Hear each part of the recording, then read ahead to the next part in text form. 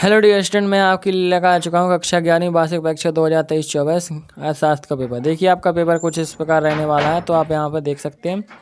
इस प्रकार आपका देखिए टाइम रहेगा 3 घंटे, मार्क्स रहेंगे 80 और पेंट पेज रहेंगे 8। और आपका देखिए इसमें पहले निर्देश रहेंगे सही प्रश्न हल करना। कुल प्रश्न पत्र 23 हैं, हल करना अनिवार्य। कुछ प्रश्नों में आंतरिक विकल्प दिए गए। इस प्रकार प्रश्नों से केवल एक ही प्रश्न है।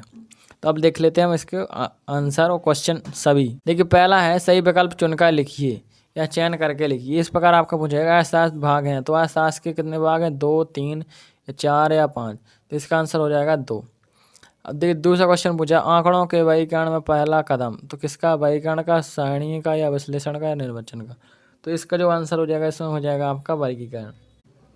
अब देखिए इसमें तीसरा क्वेश्चन पूछा माध्यिका को कहा जाता है, क्या कहा जा? भूयष्टिक या स्थिति संबंधी माध्य, या समूहीकरण, या औसत। तो इसमें हो जाएगा, इसका आंसर हो जाएगा औसत। माध्यिका को औसत कहा जाता है। अब देखिए इसके बाद चौथा क्वेश्चन पूछा हमारे देश में नीति आयोग कब गठित हुआ। तो कब गठित हुआ? 1 जनवरी 2014, 1 जनवरी 2015, इसमें 1 अप्रैल 2015 या 1 जनवरी 2016। तो इसका आंसर हो जाएगा आपका 1 जनवरी 2015। अब देखिए यहाँ पर पाँचवा हरित क्रांति के जनक। तो हरित क्रांति के जनक कौन है? तो देखिए इसमें हरित क्रांति के जनक हो जाएगा, इसमें हो जाएगा MS स्वामीनाथन। हरित क्रांति के जनक हो जाएंगे। अब यहाँ पर देखिए छठवां राष्ट्रीय आय में सशक्त एवं दीर्घकालिक वृद्धि किसकी विशेषता है? तो आर्थिक विकास की, आर्थिक समृद्धि की, या धारणीय विकास की, इनमें से कोई नहीं। तो इसका आंसर हो जाएगा आर्थिक विकास की। अब देखिए दूसरा क्वेश्चन है रिक्त स्थानों की पूर्ति कीजिए। देखिए सिर्फ हिंदी लैंग्वेज में पेपर, आपका पेपर रहेगा दोनों लैंग्वेज में, हिंदी और इंग्लिश, लेकिन मैं आपको सिर्फ हिंदी लैंग्वेज में ये पेपर बताने वाला हूँ। पहले हम इनके देखेंगे सभी क्वेश्चन, फिर इनके सभी के आंसर। पहला है खालिस्तान में निवेश मानव पूंजी का प्रमुख स्रोत है। अथवा दूसरा है नाबार्ड की स्थापना खालिस्तान वर्ष में हुई।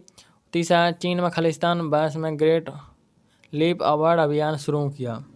और देखिए चौथा है किसी कारखाने में दूसरों के लिए कार्य करने वाले लोग कहलाते हैं। तो इसमें हो जाएगा श्रमिक। पांचवा है खालिस्तान वे माप हैं जो श्रृंखला को 4 बराबर भागों में विभाजित करते हैं। और यहाँ पर देखिए समान कीमत स्तर में परिवर्तन का संकेत खालिस्तान से प्राप्त होता है। तो अब देख लेते हैं सभी के हम आंसर। देखिए आपके जो आंसर इस प्रकार आएंगे। पहले में शिक्षा में स्वास्थ्य, दूसरे में हो जाएगा 1982, तीसरे में 1958, चौथे में हो जाएगा श्रमिक, पाँचवें में हो जाएगा सांख्यिकी, और छठवें में हो जाएगा सूचकांक। इस प्रकार आपका देखिए खालिस्तान के आंसर रहने वाले। अब देखते हैं हम नेक्स्ट क्वेश्चन। नेक्स्ट क्वेश्चन में आपका देखिए तीसरा क्वेश्चन इसमें नेक्स्ट क्वेश्चन के रूप में है। इसमें देखिए सही जोड़ी बनाकर लिखिए। तो आपको सही जोड़ी इसमें लिखना है। आपको 2 कॉलम दी जाएंगे, एक और या और बा, इसमें आपको मिलान करना। देखिए पहला क्लोरोफ्लोरोकार्बन, इसका हो जाएगा देखिए ग्रीन हाउस गैसों में वृद्धि। और यहाँ पर देखिए दूसरा औद्योगिक क्रांति, औद्योगिक क्रांति का हो जाएगा देखिए यहाँ पर द्वितीय आंकड़े। और ये तीसरा है कार्बे समिति, तो इसका हो जाएगा आपका देखिए यहाँ पर 1955। और चौथा है योजना आयोग, तो इसमें हो जाएगा 1950। और देखिए पाँचवा है राष्ट्रीय शिक्षा नीति, इसमें हो जाएगा 2020। और देखिए छठवां है आंकड़ा संग्रहण, तो इसमें हो जाएगा आपका देखिए प्राथमिक आंकड़े। और सातवां है प्रत्यक्ष जानकारी, तो इसमें हो जाएगा आपका वैयक्तिक साक्षात्कार। इस प्रकार देखिए आपकी जो सही जोड़ियाँ थी वे सभी आपकी कंप्लीट हो गई। आप इनको अच्छे से पढ़ लें। अब देखते हैं हम नेक्स्ट क्वेश्चन। अब यहाँ पर देखिए नेक्स्ट क्वेश्चन के रूप में 14 क्वेश्चन सामने आया है। एक शब्द एक वाक्य में उत्तर दीजिए।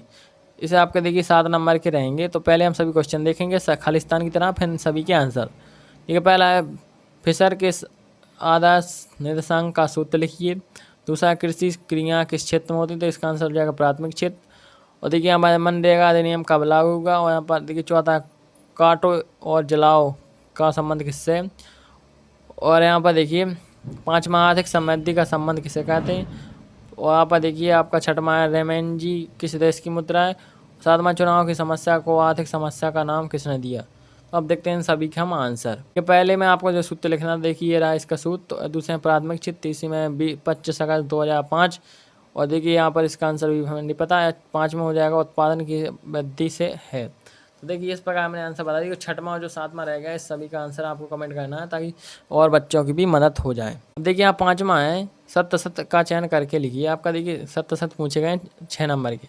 पहला माध्यिका की बीज गणितीय विवेचना संभव नहीं है, तो आपका सत्य है। और आपका देखिए आप हम निर्देशांक पर पूर्ण विश्वास कर सकते हैं। तीसरा ब्रिटिश काल में कच्चे माल का आयात किया जाता था। और चौथा देखिए 1991 में उद्योग नीति में लाइसेंस में ढील दी गई।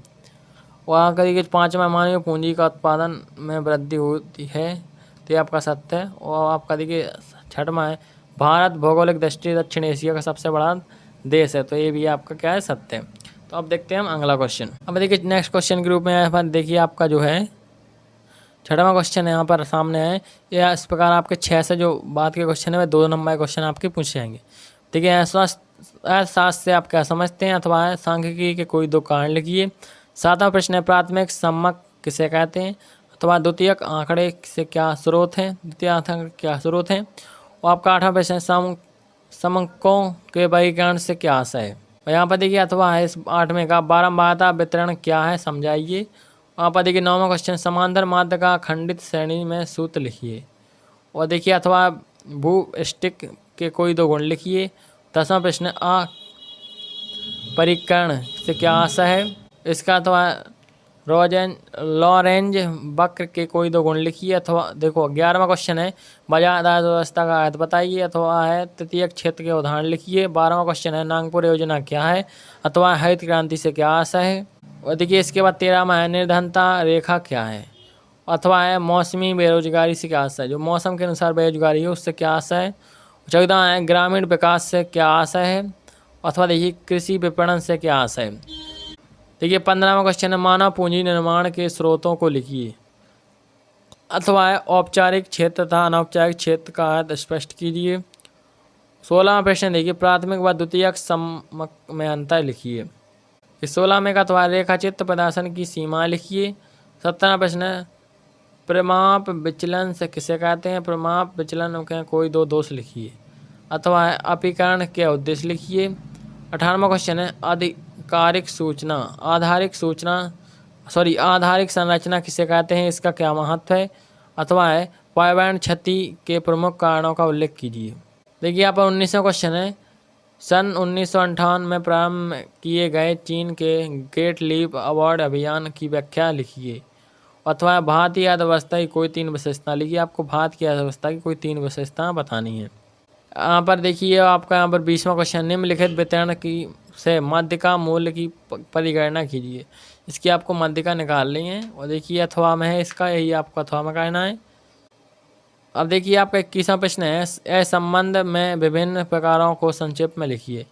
सहसंबंध के विभिन्न प्रकारों को संक्षेप में लिखिए। अथवा निर्देशांक की संरचना के 4 मुख्य चरण बताइए। तो आपका 21वां प्रश्न कंप्लीट हो गया। इसके बाद अथवा देखिए 22वां क्वेश्चन है, प्रश्न 22वां है, ब्रिटिश शासन का भारतीय अर्थव्यवस्था पर प्रभाव लिखिए। तो आपको बताना इंग्लैंड का भारत की अर्थव्यवस्था पर क्या प्रभाव पड़ा। अथवा आर्थिक नियोजन के 4 लाभ लिखिए। आपको बताना आर्थिक नियोजन के 4 लाभ। और आपका 23वां व अंतिम क्वेश्चन है, भारत में निजीकरण के उपाय बताइए। और देखिए इसमें है, भारत में विश्वव्यापीकरण को प्रभावित करने वाले घटकों को लिखिए।